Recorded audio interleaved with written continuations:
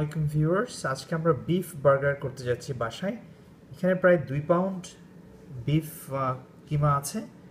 এর সাথে আমরা যা যা উপকরণ ইউজ করছি তাই দেখাচ্ছি।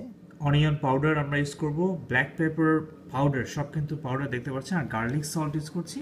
গার্লিক সল্টের সাথে আমরা সামান্য এমনিতে রেগুলার সল্ট ইউজ করব।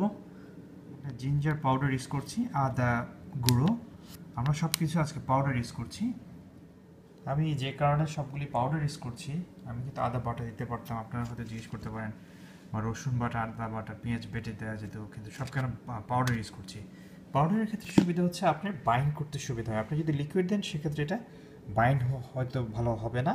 পাউডার কিন্তু লিকুইডটাকে আপনি কমিয়ে আনবে এবং এটা বাইন্ড করতে সুবিধা হবে। যাই হোক, এখন আমরা শুরু করি। প্রথমে অনিয়ন পাউডার দিচ্ছি আমি 1.5 টিস্পুন, তাও কিন্তু পুরো ভাসিয়ে দিচ্ছি না, দেখুন 1.5। আমি এখন 1 দিয়ে ফেলেছি, বাকি হাফ শুধু অনিয়ন পাউডারটা ইউজ করেছে। বাসায় যখন করবেন তখন ভিডিও পজ করে করে দেখতে পারেন। এখানে আমি গার্লিক সল্ট দিচ্ছি 1 টিস্পুন, আমি গোলমরিচ গুঁড়ো দিচ্ছি হাফ, দেখুন টিস্পুনের হাফ, ওয়াশ, এটাই এতে হবে, আর কিছু লাগবে না।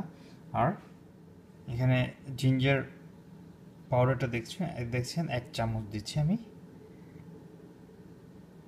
স্বাদ মতো লবণ দেবেন, আমি 1.5 দিচ্ছি। আমাদের বার্গারের রেডি হয়ে গেছে, পারফেক্ট হতে হবে কথা নাই। আর আমার মিটের ব্যাপারে বলে আমি একদম খুব যে লাল মিটটা একেবারে যেটাতে কোনো চর্বি নাই ওটা না, এখানে দেখছেন চর্বি মিক্স। মজা করে খেতে চাইলে আপনার সেক্ষেত্রে হেলথের ব্যাপারে একটু স্যাক্রিফাইস করতে হয়। আচ্ছা যাই হোক, আমি খুবই সামান্য তেল দিয়েছি, জাস্ট শুধুমাত্র বটমে একটু দেখতে পাচ্ছেন তেল দিয়ে নেয়া, কারণ বার্গার থেকে এমনিতেই তেল দেয়। মিডিয়াম হিট হবে, বেশি হাই হিট দিবেন না।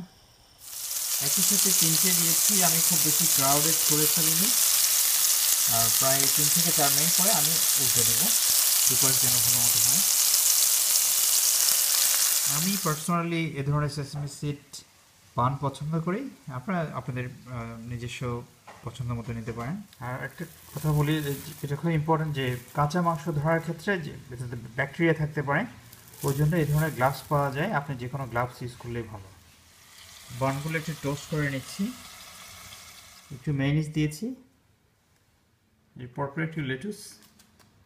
বার্গারটা দেখুন বেশ জুসি হয়েছে, আর কালারটা খুবই চমৎকার। চিজ অপশনাল, আপনাদের পছন্দ মতো চাইলে চিজ নিতে পারেন, অথবা চিজ না হলেও চলবে। সামান্য সস বার্গারের জন্য, আপনারা এটা অপশনাল, আপনারা চাইলে নিতে পারেন অথবা না হলেও চলবে। Finally the burger is ready. Here you can see. Alright, thank you viewers, thank you for watching. Please make sure to subscribe. কোনো কোয়েশ্চেন থাকলে নিচে কমেন্ট করে জানাতে পারেন, ভালো লাগলে কাইন্ডলি লাইক বাটন ক্লিক করুন। থ্যাংক ইউ, আবারও দেখা হবে।